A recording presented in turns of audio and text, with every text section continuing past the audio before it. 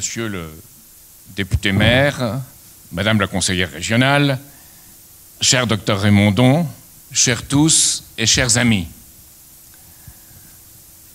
je vous remercie de me recevoir ce soir, mais je dois ajouter quelque chose à ce qu'a dit le docteur Raymondon. Je ne crois pas que la majorité de gens honnêtes qu'il y a au Parti socialiste et qu'il y a à l'UMP demanderait la somme que vous fixez. Ils viennent pour organiser leurs amis et faire avancer leurs idées auxquelles ils y croient. Alors c'est ce que je tenterai aussi de faire ce soir. Techniquement, la réforme bancaire de M. Pierre Moscovici est un fait. L'Assemblée nationale l'a votée en séance du 19 février, comme il a été dit, par 315 voix contre 161 sur 539 votants. Il ne reste plus à la loi qu'à venir devant le Sénat. Sa rapporteure, Karine Berger, étoile montante du Parti socialiste, a fait valoir, selon Le Monde du 20 février, son aisance technique et oratoire qui a largement désamorcé les contestations, y compris celles venues de son propre camp. Alors, pourquoi faut-il se repencher sur ce sujet? Y a-t-il encore quelque chose à voir? Oui, il y a une raison majeure et déterminante, de fond, car au lieu d'en rester au débat lui-même, franco-français, il faut le situer dans son contexte, au cœur même de l'économie mondiale. Le sujet dont je vais vous parler ce soir n'est donc pas un sujet technique, bien qu'il en ait les apparences, réservé à des experts financiers ou à des économistes. C'est l'enjeu de votre avenir, de notre avenir à tous. Et si, comme je vais tenter de le faire, nous ne concevons pas d'abord ce à quoi nous avons à faire face, nous nous condamnons à ne rien comprendre, je pense, à notre destin. La séparation stricte des banques d'affaires et d'investissement sur les marchés financiers, d'une part, et des banques de dépôt et de crédit, d'autre part, pose la question économique fondamentale. Qui contrôle l'émission de monnaie et de crédit? Pour quoi faire? Et au bénéfice de quels intérêts? Une économie ne se définit pas en effet par la somme des profits que l'on fait en achetant bon marché et en revendant plus cher, mais par l'intention qui préside à l'émission de crédit, qui est un pari sur l'avenir, comme on le disait au temps de la planification indicative de notre pays. L'économie réelle, la recherche fondamentale, la recherche appliquée, l'innovation, la production des entreprises, les infrastructures bien sûr, la rémunération du travail, la santé publique, l'éducation, doit être irriguée par l'argent, comme une rivière irrigue les champs pour qu'ils produisent les ressources nécessaires à l'alimentation, à un accroissement de la population et à une amélioration de ses conditions de vie. Or, que voyons-nous aujourd'hui? Un système financier devenu fou, débridé, qui émet du capital fictif, de l'argent qui va à l'argent, sans produire ni améliorer la condition humaine, comme si le système d'irrigation alimentait de plus en plus en eau la rivière sans arroser le champ. Or, quels sont ces émetteurs de crédit dont le produit va à l'argent et non à la production? C'est le système bancaire existant et non l'État, car le système bancaire est le grand créateur de monnaie par l'émission de crédit. Et il s'appuie sur la masse des dépôts des ménages, des entreprises, pour garantir ses activités spéculatives ou non spéculatives. De plus, depuis je dirais une trentaine d'années dans le monde, c'est le Big Bang de Londres de 1986-87 qui a lancé la grande dérégulation, la grande déréglementation, il faudrait dire en français, des marchés. Et depuis une vingtaine d'années en France, pratiquement depuis que le Crédit Agricole a pris le contrôle d'Indosuez en 1996, ce système a mis en place deux mécanismes qui multiplient la monnaie émise et qui le multiplient d'autant plus que ces deux systèmes se combinent. C'est d'abord des mécanismes de pari sur les prix futurs qui permettent de jouer plusieurs fois sa mise sur un bien, en ne jouant pas sur le bien lui-même, mais sur le droit de l'acheter ou de le vendre, et même de jouer sans posséder le bien. Cela s'appelle les produits financiers dérivés. C'est comme, à la limite, si vous achetiez une assurance sur la maison qui appartient à votre voisin, en pariant qu'elle prendra feu pour en toucher le prix. Ce n'est rien d'autre que cela dans des cas qui ne sont plus fréquents qu'on ne le croit. Et c'est ensuite un autre mécanisme, la possibilité de rendre liquide tout bien en le titrisant. Sous ce mot barbare, on veut dire détacher le papier représentant le titre du propriété du bien lui-même, et en agglomérant et divisant les titres ainsi obtenus pour pouvoir les acheter et les revendre de telle sorte que la liquidité du bien devienne totale et que sa propriété puisse être divisée entre plusieurs détenteurs. On peut jouer sur tout dans ce marché, même sur ce qu'on mange. C'est le jeu sur les matières premières agricoles. Ce qu'on respire, c'est le jeu sur le quota d'émissions de carbone, et même sur la vie, car en France, pas encore, mais aux États-Unis, on a titrisé des contrats d'assurance vie, on les a revendus par paquet. Ainsi se crée une véritable monnaie financière émise par les établissements financiers avec un effet multiplicateur qui échappe pratiquement à tout contrôle. Le phénomène est encore aggravé par l'opération de ces établissements sur des marchés qui sont eux-mêmes sans contrôle, ce qu'on appelle en français les plateformes alternatives, où les banques s'arrangent entre elles, de gré à gré, ce qui constitue un shadow banking, la banque de l'ombre, opérant souvent à partir de paradis fiscaux et juridiques, et échappant ainsi à l'impôt. En valeur, une part de plus en plus grande des transactions financières passe par ces réseaux. 75 à 80% des opérations sur les marchés américains, pas des opérations, de la valeur des opérations, et environ 50% en Europe. Le problème est que dans nos banques, qui sont des banques universelles, ce système de pompe à finance fonctionne en symbiose avec les fonctions les plus utiles à l'économie, à tout ce que vous connaissez, la gestion des dépôts et des paiements et le crédit aux entreprises. C'est comme, pour reprendre mon exemple, si après l'avoir alimenté en eau pratiquement sans limite, on laissait la rivière déborder, inonder le champ et le rendre inapte à la culture. C'est une image, je pense, qui ici vous sera familière. On est près de l'Argence. Ces banques ont ainsi atteint une telle taille, ce sont des mégabanques, qu'en cas de difficulté, elles peuvent exercer un chantage sur les États. Votre économie ne sera plus alimentée, disent-elles, nous n'achèterons plus vos bons du Trésor si vous nous laissez tomber. C'est le fameux « too big to fail », trop grande pour pouvoir tomber en faillite. L'État vient donc à leur secours et elle bénéficie de sa garantie implicite et parfois même explicite, ce qui leur permet de se procurer de l'argent sur les marchés financiers à meilleur compte grâce à cette garantie. Et les États sont à leur tour contaminés par leurs protégés dont ils doivent absorber les risques. En quelques images, vous allez peut-être mieux comprendre ce qui se passe, comment la fausse monnaie est en train de tuer l'économie. La première image, c'est sur l'économie américaine, donc c'est entre 1945 et 2010. Et vous pouvez voir qu'à partir des années 1980-85, il y a un découplage très spectaculaire entre l'économie réelle, c'est-à-dire le produit national brut, qui ici est en noir, et le secteur financier, le total, je dirais, de la dette publique et privée américaine. Et vous voyez qu'il y a cette courbe rouge se détache complètement de la courbe noire.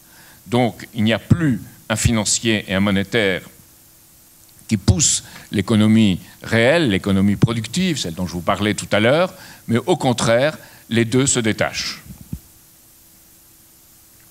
Alors, la conséquence, et on le voit à partir surtout de 2000, ici, vous le voyez, à partir d'ici, de 2008-2009, vous voyez que les bilans des banques centrales s'accroissent beaucoup plus vite que l'activité économique. Et au cours de ces 2 dernières années, c'est 2,5 fois plus vite. Donc c'est l'effet indirect de l'émission de toute cette monnaie pour soutenir le système financier.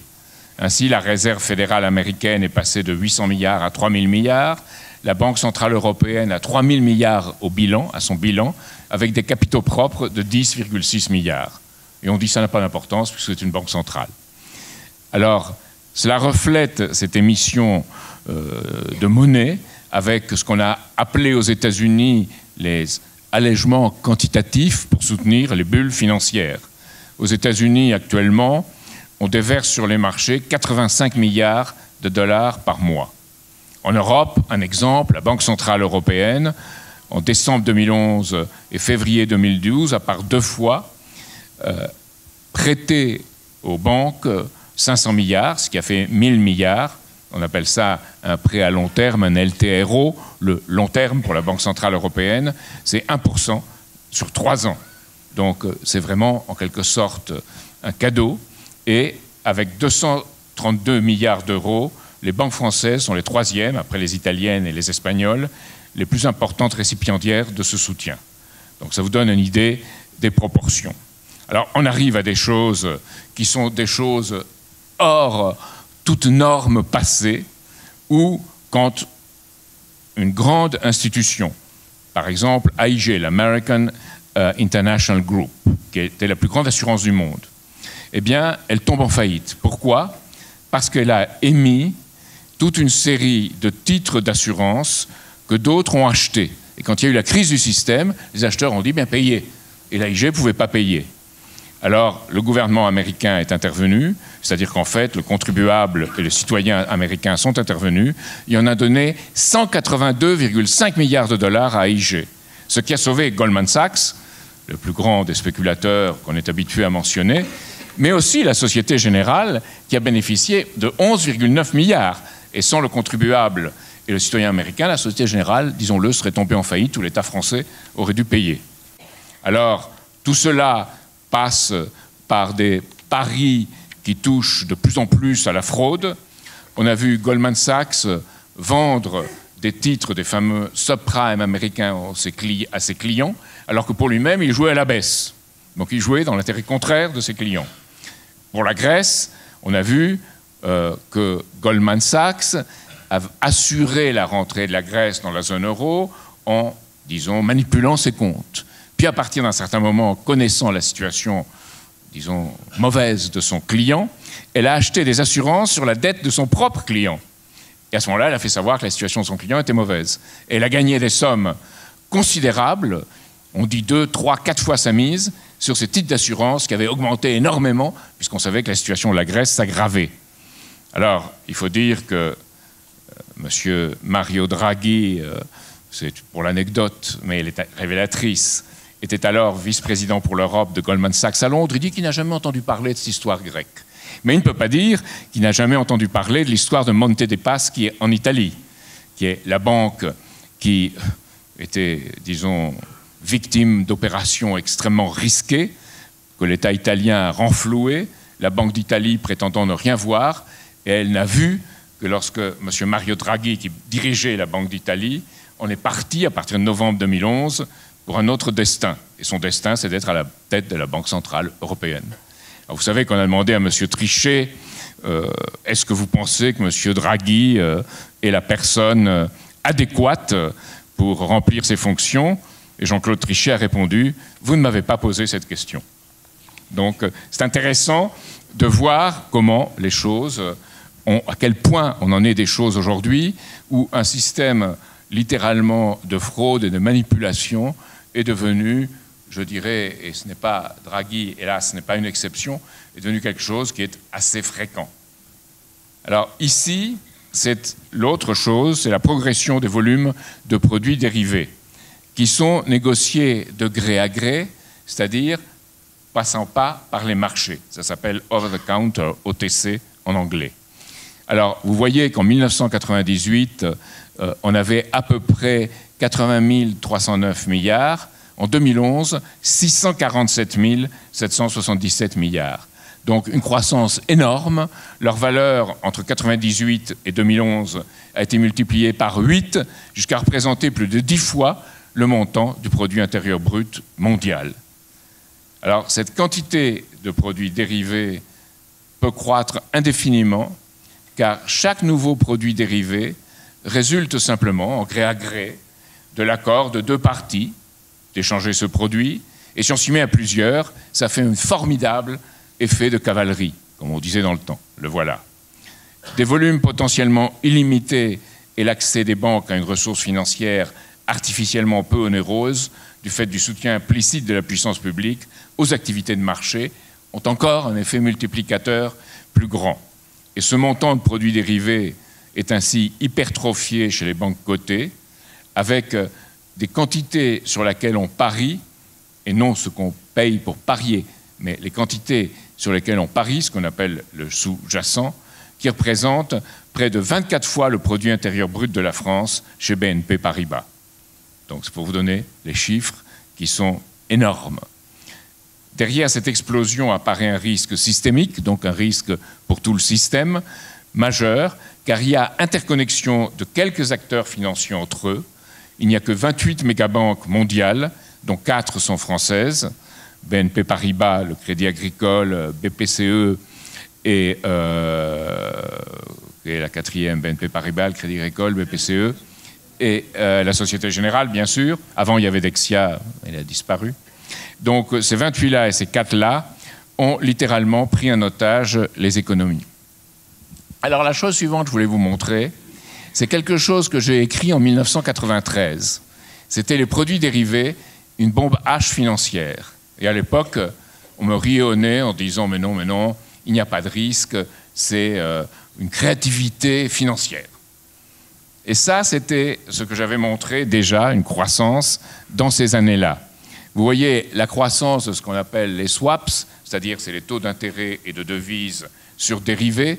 Et vous voyez qu'il y avait entre 87 et 91 un très fort accroissement. Mais qu'on arrive environ à 4 000 milliards seulement en 91, c'était à peu près la totalité des dérivés, peut-être il y a eu 5 000 milliards, il y avait un peu plus d'autres choses.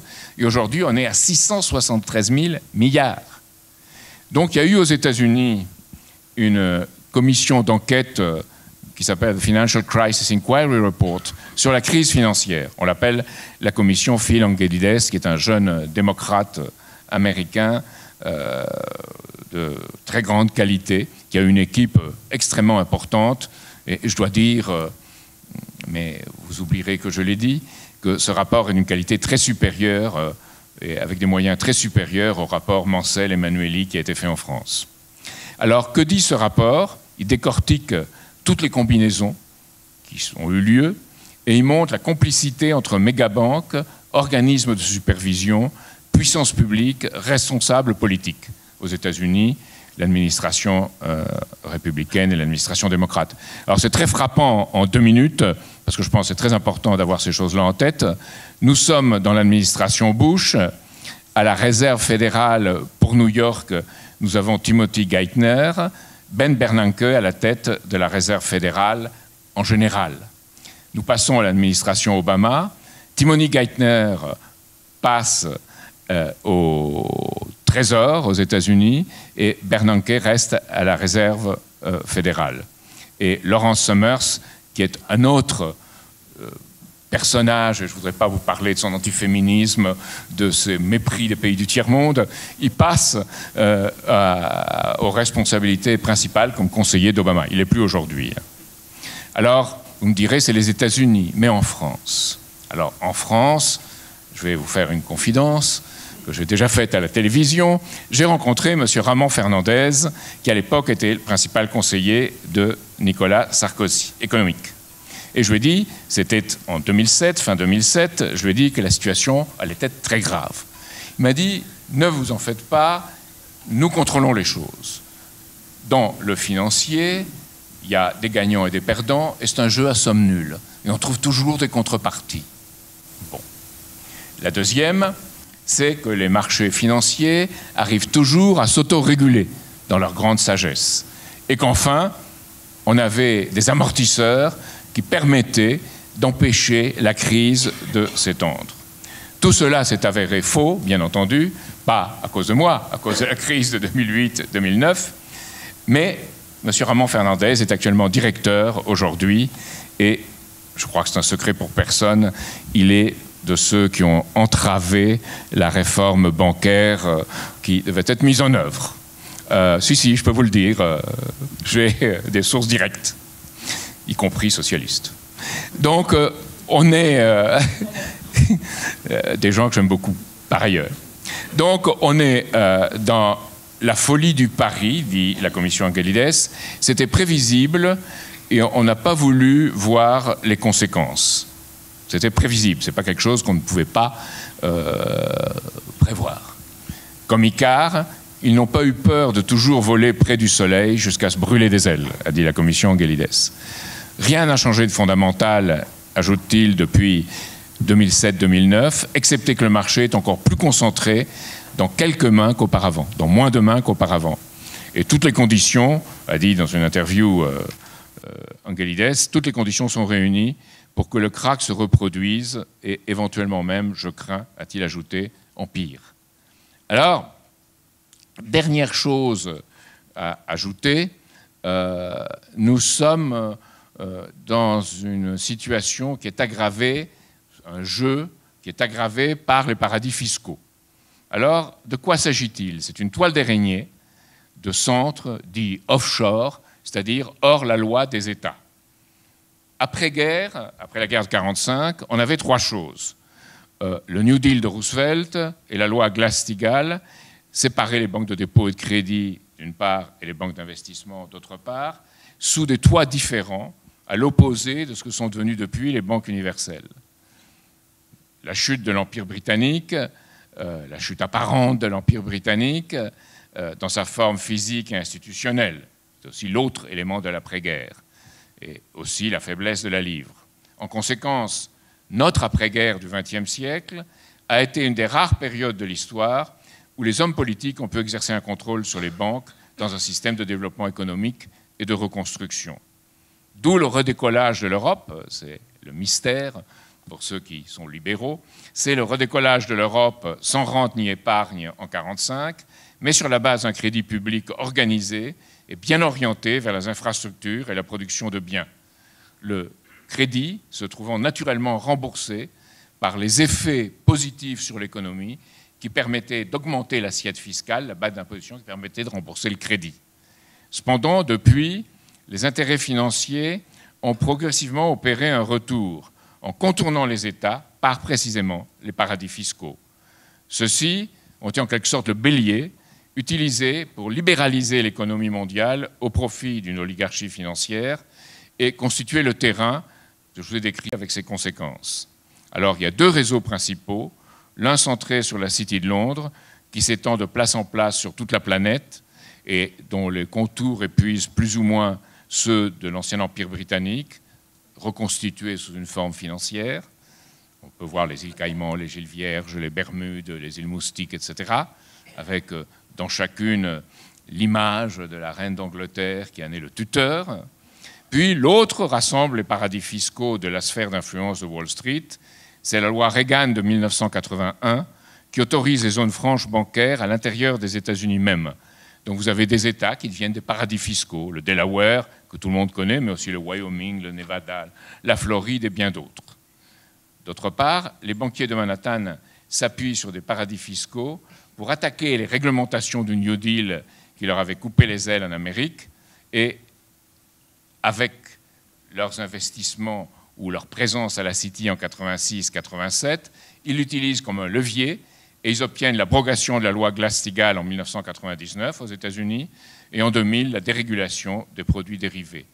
En France, déjà dès 1984, on avait abandonné le type de réglementation semblable au Glass-Steagall et on était passé à cette logique de banque universelle qui n'a pas, pendant un certain temps,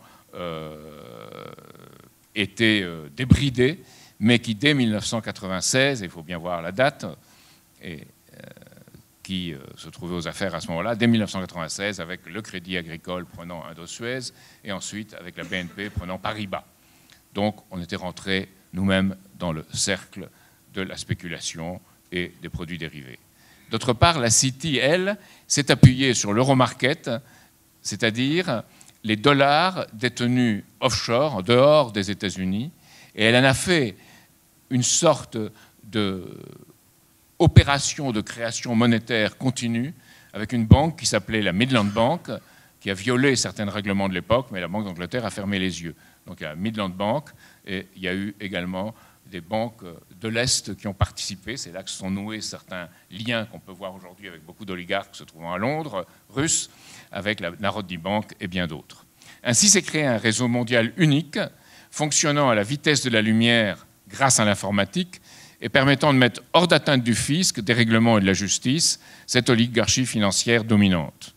Le pouvoir de l'État et d'une oligarchie, le pouvoir de l'État donc s'est trouvé ainsi détruit au profit d'une minorité de privilégiés qui ont pu échapper aux obligations qui incombent à tout un chacun du fait de sa vie en société.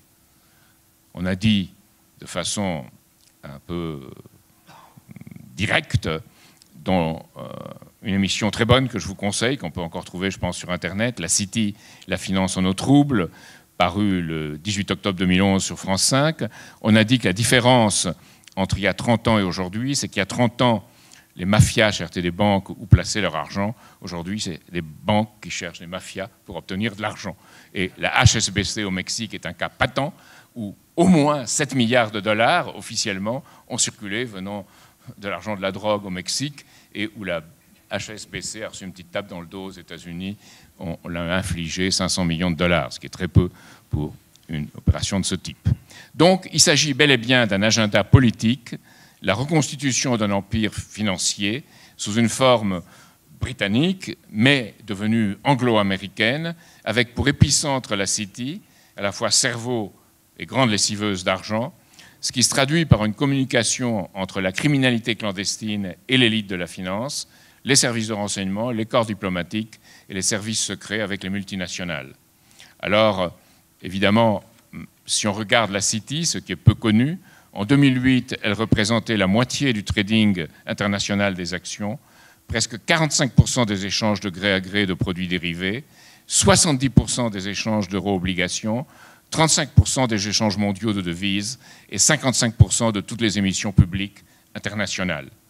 La place de New York est plus importante dans les secteurs dont j'ai parlé, de la titrisation, des assurances et aussi des fusions-acquisitions, mais l'essentiel de son activité est interne aux États-Unis, elle est, comme on dit, domestique, ce qui laisse à Londres le titre de première place financière internationale et offshore de la planète, avec tout son entourage, toute sa toile d'araignée de places offshore, caribéennes, mais autres. On peut parler de Dubaï, on peut parler de Singapour, on voit tout un réseau qui s'est ainsi constitué. Voilà donc ce à quoi nous avons fait face. Et quoi c'est important avant de parler de la réforme bancaire? Ça montre toutes les difficultés politiques des gens qui s'attellent à cette réforme bancaire, qui vise à protéger la production, l'entreprise, le travail humain et les générations futures de cette finance folle et qui est follement prédatrice. Nous sommes aux antipodes d'un sujet technique, donc, au cœur de la question politique fondamentale de notre temps. Revenons donc à la réforme bancaire votée ce 19 février. Les objectifs fixés par le gouvernement français sont plus que louables, plus qu'honorables, ils sont excellents, tels qu'ils ont été exprimés par le ministre de l'Économie et des Finances dans le préambule du projet. 1. Remettre la finance au service de l'économie et non au service d'elle-même. 2. Changer profondément le secteur, faire référence en Europe et refondre notre paysage financier pour les 20 prochaines années contre la spéculation et pour le financement de l'économie réelle. 3. Sans prendre prétexte du poids de la finance et de la complicité de ces enjeux pour nous accommoder des défaillances du secteur, protéger les dépôts des épargnants, mais aussi les contribuables, en tournant fermement la finance vers l'économie réelle, encore une fois. Cependant, il y a loin de l'intention à la réalisation du projet. Le projet de loi ne fait pas, en réalité, ce qu'il prétend. Et je ne veux pas principalement critiquer ceux qui l'ont fait, je veux critiquer ceux qui ont mis la pression sur ceux qui l'ont fait. Le projet de loi ne fait pas ce qu'il prétend. Il laisse en très grande partie libre cours aux activités spéculatives des banques et sauvegarde une grande partie de leur pouvoir. Pourquoi? Parce que de fait, il ne supprime pas la garantie publique sur les produits bancaires profitables et risqués que proposent les marchés. Il ne change pas le modèle français de banque universelle, et ce n'est pas un modèle français entre nous soit dit, c'est un modèle universel de banque universelle. Donc c'est faux de dire qu'il s'agit d'un modèle français.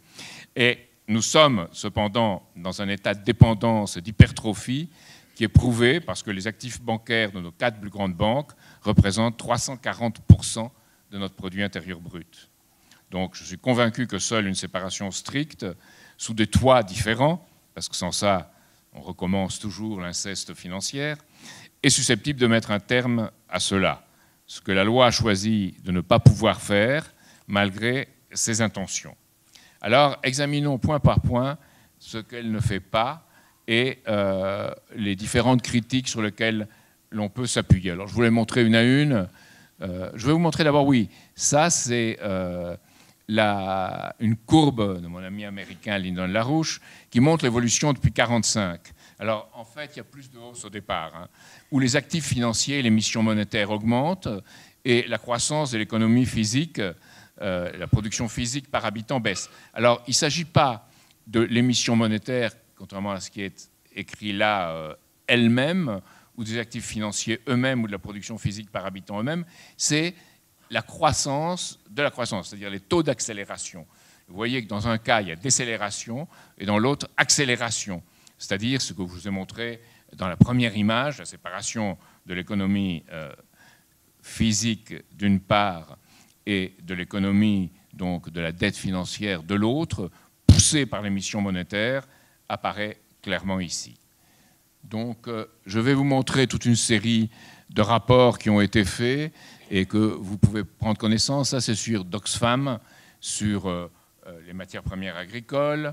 Ensuite, ça, attendez, parce que ici, je ne sais pas ce qui s'est passé. Oui, il s'est passé qu'on est allé trop vite. Ici, donc, la réforme de la structure des banques, un enjeu démocratique majeur, qui est un texte excellent de Laurence Sciallom de la Fondation Terra Nova, qui est probablement un des meilleurs textes de synthèse qui a été produit.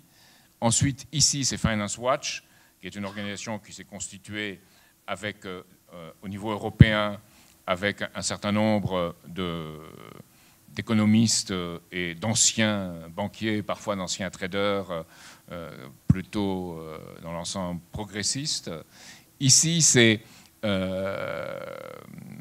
Alpha Value, Christophe Nijam.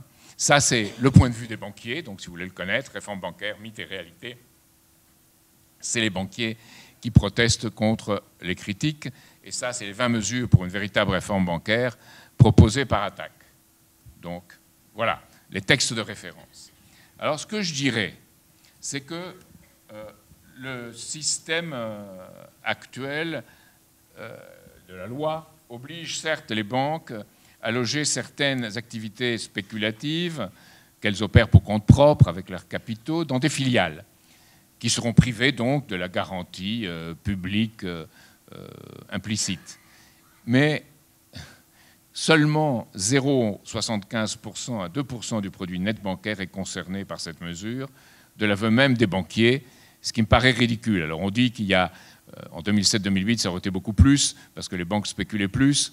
S'en remettre à leur sagesse me paraît une façon un peu étonnante compte tenu du comportement qu'elles ont eu auparavant.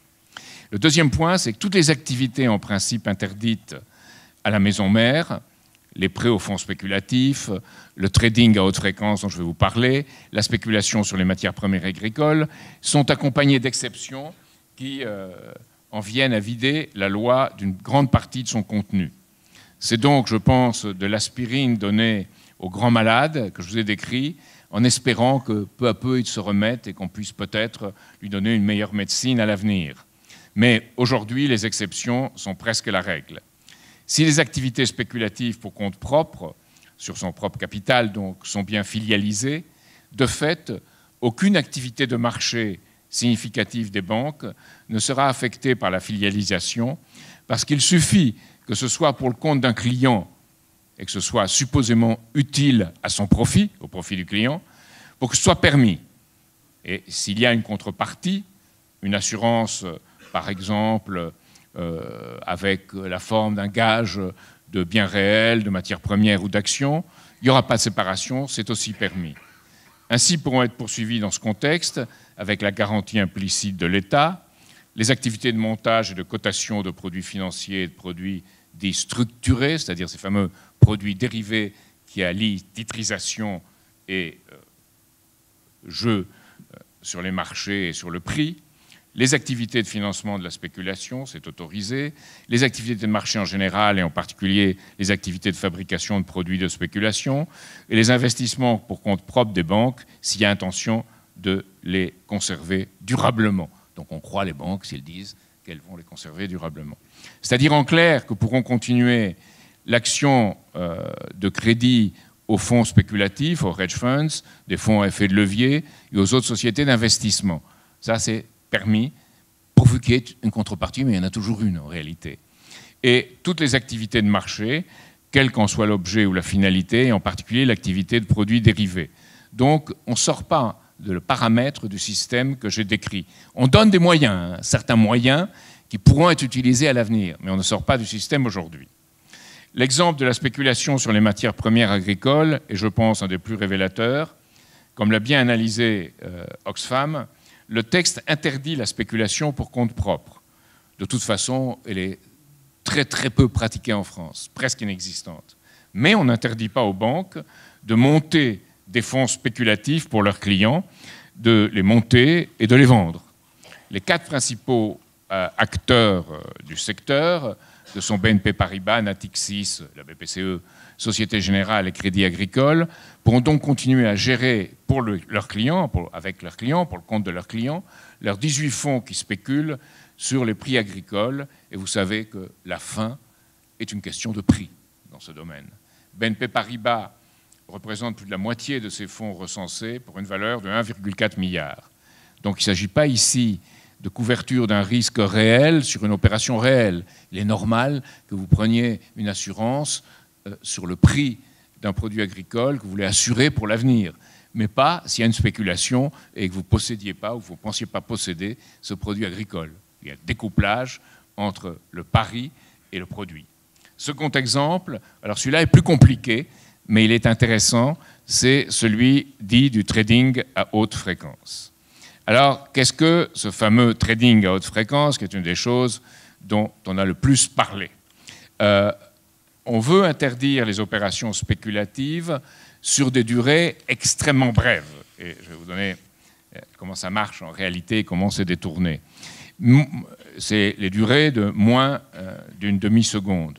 Mais en même temps, on ne filialise pas les activités de tenue de marché. Alors, ce qui arrive pour le trading à haute fréquence, qui sont des opérations dont la vitesse de transaction était de 20 millisecondes en 2010 et elle est passée à moins de 120 microsecondes en 2012. Donc, ultra rapide. Et ces opérations piègent les opérateurs plus lents en profitant des ordres en cours sur le produit concerné. Donc, ce que gagnent les uns, évidemment, est ôté au marché. En 2012, le trading à haute fréquence est estimé à 37% des transactions dans l'Union européenne et 53% aux États-Unis. Donc c'est énorme. Alors, le projet propose de les interdire, mais évidemment, ça ne touche qu'une faible partie des opérations, parce qu'on dit que ne seront assujetties que celles qui sont passées dans un délai de moins d'une demi-seconde, et lorsque 80% des ordres passés dans une même journée sont modifiés ou annulés. Alors, que vont faire les banques? Elles vont les passer en un peu plus d'une demi-seconde, 0,51 secondes, et s'assurer que 20% des ordres passés dans une journée ne sont pas annulés ou modifiés. Et à ce moment-là, ça passera. Donc, la tenue de marché s'associe à ça.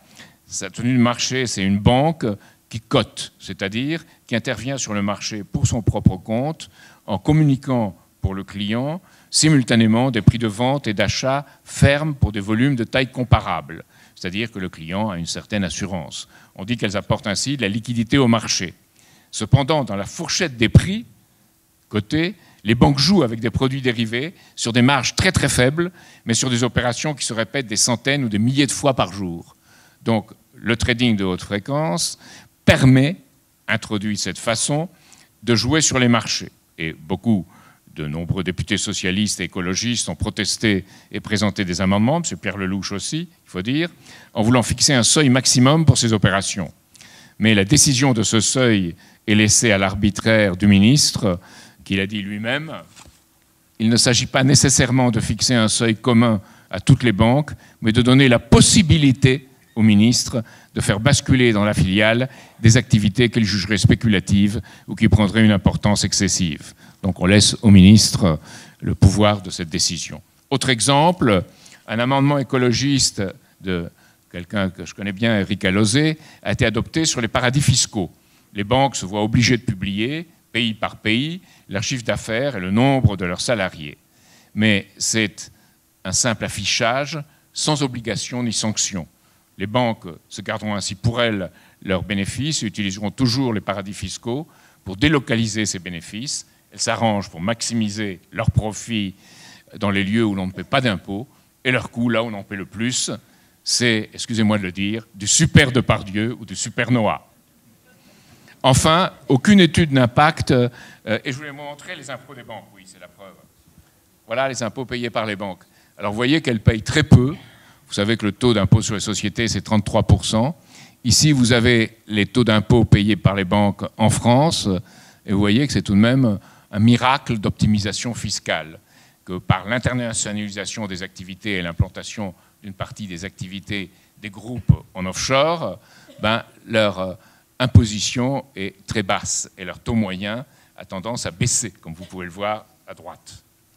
Donc, de plus, aucune étude d'impact sérieuse de la filialisation n'a été faite sur le projet, où il est écrit, page 17, « Il est malheureusement impossible, compte tenu du très petit nombre de banques concernées et pour des raisons de confidentialité et de secret des affaires, d'exposer les ordres de grandeur correspondant à la taille de l'éventuelle filiale pro forma. » Donc, autant pour la transparence. On reconnaît que le secteur bancaire français est tellement concentré et tellement puissant que la puissance publique doit s'incliner. Quant à une possible faillite de la banque, les actionnaires et les créanciers seront mis à contribution s'ils ont des dettes dites subordonnées ou juniors. Mais les dettes seniors y échappent. Or, elles correspondent à des emprunts bancaires classiques. Donc, c'est sans commentaire. De plus, selon la loi, les maîtres d'œuvre de l'éventuel démantèlement d'une banque française seront le gouverneur de la Banque de France, qui est aujourd'hui M. Christian Noyer, opposant historique, adversaire déclaré de toute séparation, et le directeur général du Trésor, M. Ramon Fernandez, dont je viens de vous parler. Donc, ils décideront seuls si l'État français viendra ou non au secours d'une banque, quitte à ponctionner le contribuable et le citoyen que nous sommes. Les décisions seront prises sans consulter le Parlement et à l'aveugle. L'exemple de Dexia aura été chez nous frappant. Elle a coûté 12 milliards d'euros aux contribuables français et belges. Et l'État vient d'y ajouter 85 milliards d'euros de garantie. Alors, il est, je crois, clair que seule une séparation stricte, sous des toits différents des activités de banque, sécurisera les dépôts et coupera tout lien avec la machine infernale de la finance folle, ce que cette loi ne fait pas. M. Moscovici a été pour sa part très clair dans son interview au Monde, dont je vous parlais tout à l'heure, du 12 février. Il nous dit « Si j'avais été convaincu qu'il fallait un Glass-Steagall Act français, c'est-à-dire une séparation stricte des banques, je l'aurais fait. Mais la crise l'a démontré, la séparation n'est pas une garantie contre une intervention de l'État auprès des banques. Aucune formation politique, aucun syndicat ne la voulait. J'assume ce choix. » Alors sa conclusion, là, je dois dire, franchement, elle est fausse. En privé, de nombreux députés, socialistes, écologistes, et Pierre Lelouch, ou même certains membres de l'UMP, ont reconnu devant moi la nécessité d'un Glass-Steagall à terme, mais je pense qu'aujourd'hui, ce n'est pas possible. La vérité est que le pas n'a pas été franchi par peur de la puissance acquise par les banquiers vis-à-vis du gouvernement, et je ne dirais pas les banquiers. Il s'agit d'un système bancaire, et je voulais démontrer dans toute son ampleur, parce qu'il est facile d'accuser ceux qui ne sont pas allés assez loin, mais il faut bien voir le courage qu'il faut, ou qu'il faudra, pour aller plus loin. La menace a été, comme l'a avoué Louis Gallois, de déplacer toutes les activités d'investissement des banques françaises à Londres si une séparation avait été décidée. Et c'est là le chantage. Je pense cependant qu'il ne fallait pas y céder et à attendre davantage, on laissera la situation devenir pire. C'est ici qu'intervient notre capacité de jugement politique et que se pose la question de la volonté. Jugement politique, sous ce système que je vous ai exposé, est en phase de destruction. Il se détruit lui-même. Et croire, par exemple, que la crise de l'euro est dépassée revient à prendre pour médecin le docteur Coué. Attendre une reprise au sein de ce système, et j'en suis convaincu vain, en son sein, la question de la dette existante ne peut être résolue que par l'hyperinflation et l'austérité, et on le voit, c'est ce qui est en train d'arriver à la Grèce, ce qui va arriver à l'Espagne, et ce qui arrive au Portugal, et ce qui risque d'arriver plus au nord.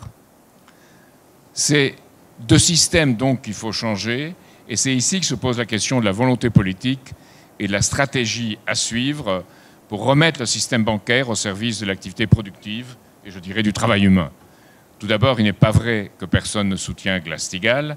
Au contraire, au sein des partis, des syndicats, je l'ai dit, il y a un très fort sentiment qui se fait jour et beaucoup de ceux qui ont voté pour cette réforme bancaire l'ont fait en pensant que c'était un premier pas et qu'il faudrait en faire très vite d'autres. Michel Rocard et 75 économistes pour une séparation stricte des activités bancaires se sont fait beaucoup entendre. Aux États-Unis, on dit qu'il n'y a pas de texte sur cela. Il y en a un. C'est un projet de loi HR 129 auprès de la Chambre des représentants d'un républicain, William Jones, et surtout d'une démocrate qui se bat depuis longtemps pour ça, Marcy Kaptur. Et il y a de plus en plus de représentants qui viennent se joindre pour se battre pour cela. Car on a vu que ce qui avait été fait jusqu'à maintenant par Obama, par l'administration Obama, la loi Dodd-Frank, est ce qu'un économiste a décrit comme un gruyère français et pas suisse, tellement il a de trous parmi lesquels on peut passer pour éviter d'y être soumis. C'est Joseph Stiglitz qui l'a dit. Donc, en Islande, après le rejet de la dette, un projet de loi est examiné pour un Glass-Steagall. Et en Italie, une partie de la gauche et aussi Giulio Tremonti ont pris parti pour un Glass-Steagall. Donc nous avons présenté, à titre de modèle et d'exemple, notre propre projet, que voici, notre propre proposition de loi que nous avons rédigée, et nous avons montré un tour du monde des initiatives législatives pour une séparation stricte de façon Glass-Steagall. Alors, je dirais pour finir, et c'est l'autre aspect du sujet, que le Glass-Steagall, bien entendu, ne suffit pas. Pour le développement futur, les mauvaises dettes et la mauvaise monnaie étant chassées, et les écuries d'Ogias étant assainies, et il faudra le faire, il n'y aura pas assez de moyens alors pour investir. Le développement doit être assuré à partir de là par un système de crédit public s'appuyant sur une banque nationale. Alors, il faut le dire, c'est incompatible avec le système de l'euro tel qu'il est, en particulier l'article 123 du traité sur le fondement de l'Union européenne et nos propres lois du 4 août 1993 et du 12 mai 1998. Mais nous avons ici un tout autre sujet qui est non moins fondamental, c'est que le système de l'euro se détruit lui-même et détruit les États qui y appartiennent, et on le voit dans la guerre des monnaies qui se trouve entamée dans le monde, et la France, évidemment, ne peut pas en sortir toute seule. Et c'est la même chose pour le système financier et monétaire international. Et c'est ici que nous avons le dilemme. Moi, je réponds que la France doit être à la pointe d'une refondation de l'Europe et du système financier et monétaire international. Et c'est avec la séparation des banques et la nécessité d'un crédit public le grand sujet de notre temps, dont j'ai essayé de vous parler ce soir, et dont j'espère que j'ai un peu aidé à vous rendre conscient. La France, dans ces circonstances, doit donner l'exemple pour ne pas se faire absorber dans ce maelstrom, dans ce vortex d'un système qui, malheureusement, n'est pas détruit par ses adversaires, mais se détruit lui-même. Merci.